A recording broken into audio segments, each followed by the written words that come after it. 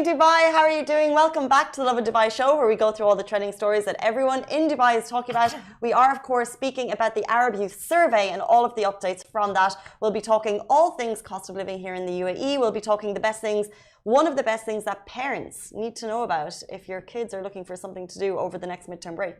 Yeah, I just got the Lovin Dubai notification on my phone, so we're live on Instagram officially. And we'll also be talking about, did you mention that we were talking about fake Instagram accounts? No. Because we'll be talking about that as well. Fake Instagram accounts, as well as the Indian Pavilion at Expo 2020 that celebrated Navratri, and it's still ongoing with celebrations. And an epic indoor arena for kids that every Dubai parent should know about. But before we get into it, it is Wednesday morning. It's been the longest week, and I'm so excited to have Simran here back beside me. How are you doing? Easy! Thank you so much. This is like a speech. No, it's just so unexpected, so Anyone else you'd like to thank? Simran, the reason you were gone though, I was going to say gave me the ick. What? Oh, gave you the ick? Yeah. My eyes? When I hear about it, I'm like, I've had eye issues over the past, so I know all about them. Yeah. The floor is yours. Nasty buggers, these eyes. You have to take care of them though.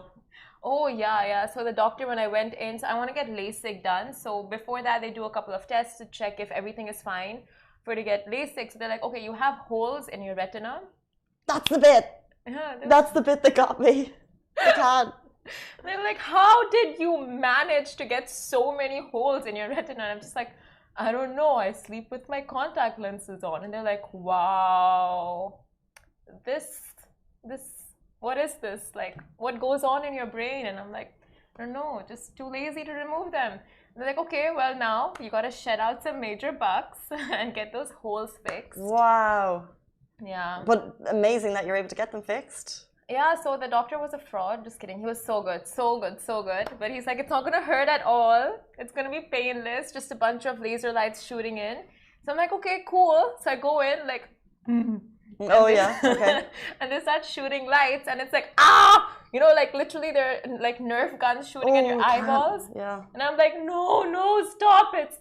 And he's like, calm down, take a deep breath, you're fine, just hold on. And the nurse is holding me, and I'm squeezing her hand, and she's, I think I was like screaming in pain. The poor nurse. She was just like, They should give a fake hand for the squeezing. Like, why? It's COVID times, really. But like, you're gonna break it. Oh yeah, I didn't even think of that, COVID. No, I'm just joking. She was so sweet though. She gave her hand, and I'm like, and she was like, and I'm like, we were just both like for 20 minutes. But yeah, the guy was good. He was pep talking the whole way through. So just, you know, it gets you through it. Like, you're doing great. So you just think you're such a strong, powerful, empowered woman who's getting her eyes surgeryed alone. Yeah. And the recovery period, I keep holes in the retina. I can't.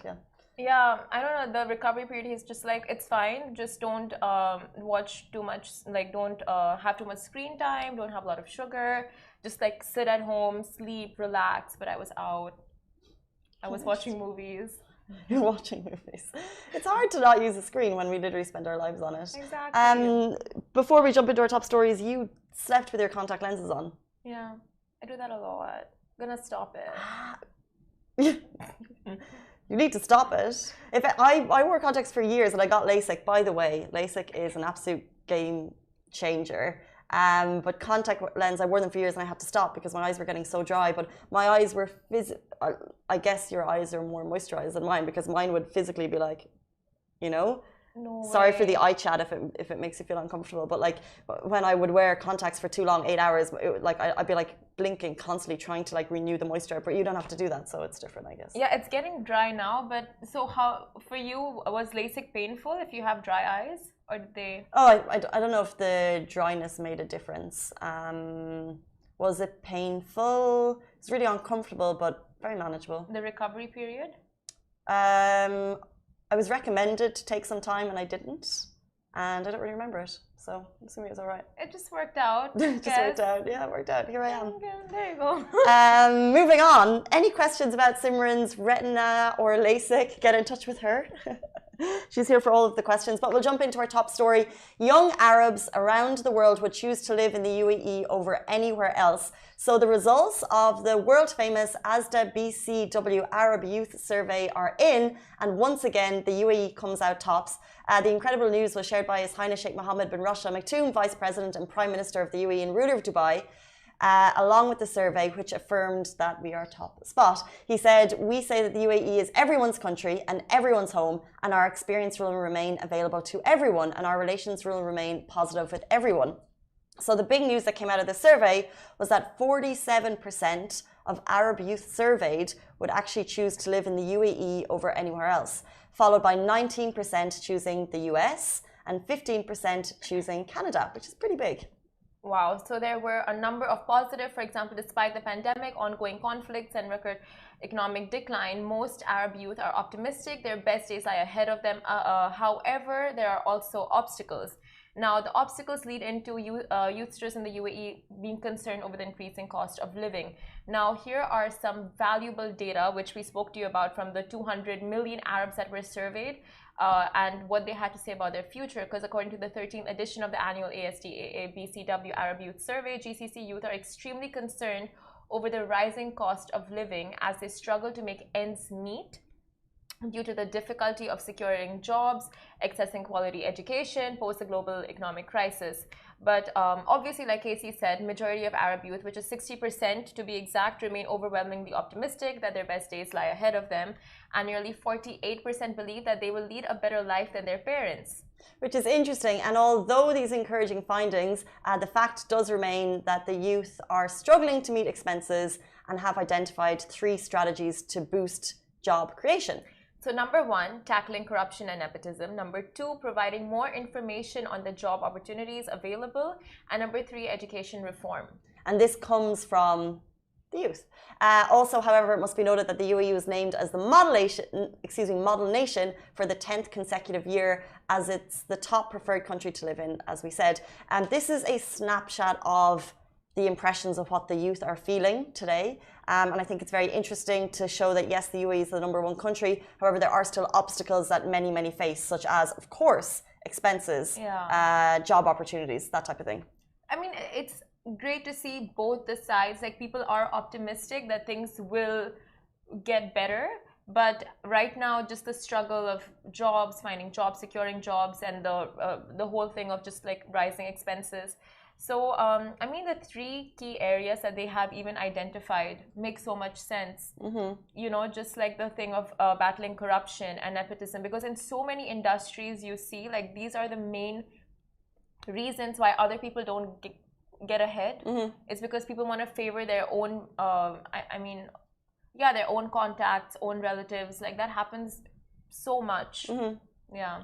As well as that, they spoke about gender rights and media consumption, foreign relations, immigration. For example, one thing that stuck out was young Arab women point to a fall in gender equality across the region. As well as media consumption. I think this one is interesting as well. Social media is by far the largest source of news among young Arabs. However, TV is more trusted. And that's so interesting, right? Because I think that we're all consuming news on our phone every single day. And yet, if we see it on the TV, we'll trust it more. Why is that? I think that's very interesting because we traditionally watched news on the TV growing up.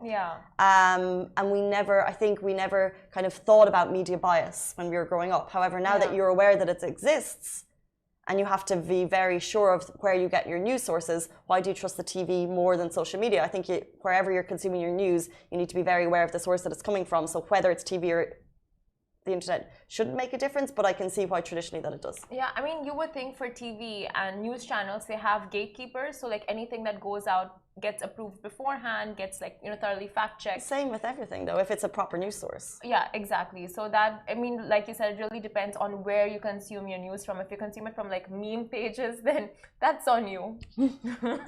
Getting false information. But I'm so surprised about the gender rights survey that shows Arab women point to a decrease of gender equality across board, because I would think it's the opposite. You know? Well, it says here the number of young Arab women saying that they have the same rights as men has fallen across the region over 2020. And then if you go into, but please, this is over what, 200 countries surveyed, right? So, 200 million Arabs. Well, it's just over the last 2 years. So in 2020, 25% of people said men had more rights than women. Yeah. In 2021, 40% of people say men have more rights than women. 41% say? It jumps from 25 to 40%, which is just interesting. Interesting. You can get all of that on the ArabYouthSurvey.com. This is an annual survey they've been doing for 13 years. And His Highness was so proud that he tweeted the good news of that we are everyone's country for everyone to come to, which is incredible. All the news is there. Moving on to why people may not trust social media. This could be the number one reason, in fact. Beware of fake Instagram accounts that claim you have won a prize. These days, people are less concerned about catfish. We remember the catfish days. I think it's still going on. Interesting. Ali was catfished. No, I wasn't catfished. No, you were impersonated. Yeah. He was on the other side of the catfish. But I remember about 12 years ago, there was a documentary that came out called Catfish. And it was before the MTV show Catfish. But the same guy is Neve, the guy who does the MTV show Catfish. Okay. He created this documentary. And it was the first ever catfish that I'd ever seen. He fell in love with this girl online. She was this artist. He and his friend, they documented the whole thing. Traveled cross country in the States to go and meet her. And it was a weird situation that he got to. And it turned out it was like it was the definition of catfish. It was this kind of sad older woman in a difficult family situation. And it was the definition of catfish. And since then, since the MTV show and since dating apps, more catfish have spawned. However, we're less concerned about these and we're more concerned about scammers on the internet trying to take your livelihood. We, as Lovin Dubai, we have a verified Instagram account that has a very thorough process for announcing competition winners. So in general, a winner is chosen, we ask them for their names and emails, and that's the only way we get contact information. We would never ask for bank details, we would never contact people from a different account. However, bots and scammers are messaging competition winners, pretending to be us with fake accounts and trying to take your money. And it's not just Lovin Dubai, it's happening across the board. And it's just always worthy highlighting it. It's so sad because now when people actually win something, like the lottery, like the guy who just won the big ticket, he was so just skeptical about the whole thing because he's like, wait, is it a scam? Because every second person is getting scammed these days. So it's like when it's legitimate also you question it because of these scammers. That's so true. Like the story there, how much was it? 10 million dirham he thought he had won. Yeah. And he didn't pick up the phone, he didn't respond at first to the messages because he assumed it was a scam, even though he had entered the prize, entered the competition. So like with everything, verifying and fact checking, it's actually not difficult. We have when all of these, yesterday, 2 or 3 fake Lovin Dubai accounts popped up. I think it's bots creating them, and they message all of our competition winners with these fake accounts. And thank you to everyone who messages us, because that's how we find out about them, is people being like, hey, this is trying to scam you. Yes. So we get these messages, but it's all about verification, because a lot of people can see clearly that these are fake accounts. Because if you look at it, one of them, it'll be like official account. Okay, but no posts, the account doesn't have the blue tick, and it doesn't say Lovin Dubai. There's always like an extra I in there, there's an extra N, there's an extra underscore, there's an extra dash. So you really need to look out, and then just check the feed. Does it have all our recent content? Because they don't. Yeah, it's amazing that you're talking about this and bringing this up, because a lot of the times when you have that rush of winning something, you just don't think of like checking, double checking, triple checking. So, I mean, that also, if there's no awareness been brought about, you really think it's legitimate. And I think scammers are just leveling up by the day, and soon they'll be getting the verified ticks, like buying the verified ticks. Or just like faking it. Too much. Well, the problem is they actually usually get shut down. Well, luckily they get shut down quite quickly.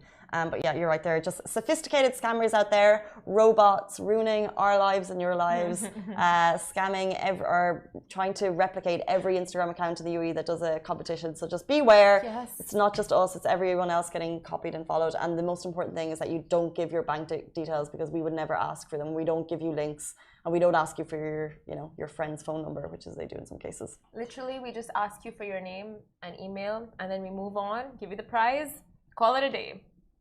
But moving on, to the Indian Pavilion at Expo 2020 that celebrated Navratri with musical and cultural performances. Now, proving to be the ultimate melting pot of cultures, Expo 2020 is the go-to destination to celebrate any and all cultural occasions for the next 5 months. Now, Navratri, which is a 9-day-long Hindu festival, is being hosted at the Indian Pavilion at Expo 2020, Dubai, until Friday, October 15th, with top-class musical and cultural performances at the pavilion's amphitheater. Now, apart from that, Twitter is abuzz with Dubai peeps greeting those celebrating, and it's absolutely touching to see the camaraderie between religions and communities in this country. And this really ties in so well to our earlier story where Sheikh Mohammed reaffirmed that the UAE is everyone's country and everyone's home. So, I mean, this just shows, you know, it's just an example of what he was saying earlier, of what we were saying earlier. True, I'm just looking at the videos, and all of the videos that come through of Expo, of these cultural celebrations, like, they're so great and they're so different and they're so unique and so special. And it's like, it's a learning for all of us. You know, we are a country, like you said, of over 200 nationalities, and they're the countries are all being represented out there. So we're learning more about everyone else. And it's such an epic time right now in Dubai to be able to go and experience that. So get out to Expo. I mean, like, I really had, I was kind of clueless about the river dance and just how big it is until I made sure that everyone was very aware of river dance. And it's so like, it's amazing to see them in their craft and to see you in your craft, like just moving your feet and like Ali that. Baba doing our craft as well, because Ali did a bit of river dance too. I think he was Irish last birth. Last birth. I see that, you know. By the way, I was going to say something about spirit animal, but did you know that's not like a thing now? It's like offensive to people to say like an animal's your spirit animal. I was not aware of that. Yeah, it's offensive now. Apparently, it came out in the morning show with, you know, Jennifer Aniston. The fake news, like the Apple TV show. The Apple TV show. Is that how we? Is that like I don't know about whether spirit animals are offensive, but is that how we kind of determine if things are accurate? I mean, yeah, because I mean, if I'm gonna Google it after this, I think people do take offense to it because apparently only Native Americans used to use spirit animal, and it's like, are you Native American? Can you use that phrase? It's so interesting though, because of things like that. But times have changed as well, because actually things that we looked at on TV 10 years ago were offensive. Like, I look at some of the shows that I watched 10 years ago, they were offensive. Like, and I was aware how unculturally woke they were. So in some cases, we have evolved and we are much more aware. And then in other cases, it's like, are you pushing it just a little? Are you pushing it just a little? So it's always a conversation worth having, I think. And we shall tomorrow. We shall tomorrow when we talk about whether or not. Should we give them a hint? Yeah, let's tease it. Seriously, like, I think it's offensive calling aliens aliens. We're going to talk about that tomorrow. Thoughts? Let's move into our next story. There's an epic indoor arena for kids that every Dubai parent should know about. I know it's getting cooler, however, still humid, and school's half term is just around the corner, so get your kids active, get them involved in the community with the Street Maniacs camp. This is located in Al Quoz 3 and it looks unreal. It's a 15,000 square foot indoor arena and it's the perfect way to keep your kids active during this break. They've got loads of activities for kids in a safe and friendly environment. Kids can play games, they can win prizes, and of course, the most important thing, they can meet new friends. It's also the home of the best trampoline park in the UAE, also located in Al Quoz 3. Yeah, just burp there. But the October half-term camp starts from Sunday the 17th to Thursday 21st October from 8:30 a.m. to 2 p.m. and includes lunch, beverages for the kids, and children have to be 95 centimeters to join the camp, and you need to book the slots as spaces are filling up quickly. And activities include arts and crafts, scavenger hunts, dance, magic shows, balloon bending, STEM activities, and many more prizes. And many more prizes. You can see, if you're watching on our Facebook show, the information about it. Look, this is super cool. If you have half term coming up, which I wasn't even aware half term was coming up, so I think it's not all schools, but yeah, some schools will enjoy half term pretty quick. Oh, Halloween half term. Oh, who knows? I mean, I feel like it just started, no? The school term. I think some schools. Tell us. Some schools will enjoy half term. I don't think all do, because when I was teaching, I don't think we got it, but I think some schools do get it at this time. Anyway, could be well wrong, but you know, half term is coming up. You could be a parent, you could be working. What are you going to do with the kids? This looks unreal. It's a huge indoor facility. I actually have some kids visiting soon, actually as a baby, and I was looking for what great things can you do with kids, and now we found one, which is pretty epic. It's in Al Quoz, where you can find loads of heaps of interesting stuff to do, and this is an actual camp, and what the price is there, 170 per day, and then it goes up if you want to do the whole week. So check it out. Sounds absolutely class. And school camps are always the best. Like, not school camps. Memories like of school camps. I have such good memories of like the lunchbox you would bring would always be like a level up from the one that you brought to school. Really? Yeah, you would have like we never had like chocolate and stuff going to school. Yeah. But when you went to your your spring break Camp. your summer camps, oh yeah, you'd have your crisps, you'd have your chocolate. Tasty. No? I was spoiled as a kid. Did you not have that? No, I just got like the same thing for summer camp as I did for school. Just like a bigger portion. Huh? You guys went to summer camp? Yeah, I went to summer camp. We were disciplined like that. Camp Rockwell? No, that wasn't the one I went to. Yes, Camp Rock. sorry, Ali. My mum had 6 kids and she was working. What else was he gonna do? I was playing basketball in my club. So. That was Oh yeah. But literally best memories. Like I remember once, like the things that they would put on for you was just like not something that you had in your school, not something you have at home. Like there, like water activities and stuff. Like I just remember them so much. Like I remember like getting on the bus in the morning, being super excited, and meeting people and like playing all these like silly games that you wouldn't usually play. Not that this is silly, but you know. Fun education. Yeah. Fun activities. And meeting new people. It's great. It's so much fun meeting you. Unless you're an introvert, then it must be like really hell for you. I don't know. Or it teaches introverts to get over their bubble and just to go out of your comfort zone. You know, like so many benefits. If you're an extrovert, great. If you're an introvert, great. I think I was an introvert. I am an introvert, really, but like you didn't have to be like the life of the party, but it was just like doing different things, and sometimes you're out of your comfort zone. It's helpful. Are you an introvert? So the summer camps made you a non-introvert? Interesting. This is the same question my therapist asked me. No, joking. On that note, guys, that is it for us on the Lovin Dubai show. Please, if you are a follower of Married at First Sight UK, we have Frankie coming into the studio. We're going to be talking to him all things Maralise and his relationship. If you have any questions, drop them into our Instagram stories, because we posted a story this morning. I watched the show from start to finish. It's where you go in, you marry someone that you have only literally just met at the altar. It's unreal. It's incredible binge watching TV. If you want to watch it, go and watch it now. I'll be talking to him on the show tomorrow. It's going to be unreal, so stay tuned.